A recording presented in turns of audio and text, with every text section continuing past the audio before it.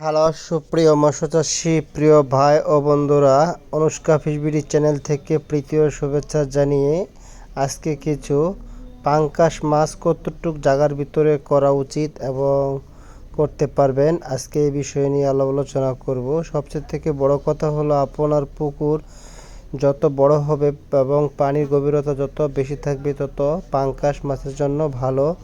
এবং ছবি ওয়াচ দেখুন, এই পুকুরটা প্রায় 80% মাধ্যমে, তবে সবচেয়ে থেকে ভালো হয় 80%, বাট 100-150%-এর মাধ্যমে যদি আপনি পাঙ্কাশ মাছ চাষ করতে পারেন তাহলে লাভবান হবেন। আর ভুলেও কখনো এই কাজটি করবেন না যে দেখুন, পাঙ্কাশ মাছ কখনো পাঁচমিশালি মাছের সাথে চাষ করবেন না।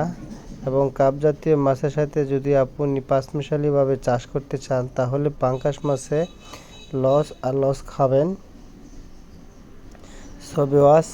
আর পাঙ্কাশ মাছের পানির কালারটা সবুজ করা রাখার চেষ্টা করবেন এবং সরিষা খোলের বস্তা দিয়ে পুকুরের মাঝখানে বেঁধে রাখবেন, তাহলে সবুজ করা পানি হবে। আর পাঙ্কাশ মাছ পুকুরে কখনো সাদা পানি দেখুন এভাবে রাখবেন না, এভাবে রাখলে মাছ একসাথে খাবারের জন্য দেখুন কি করছে।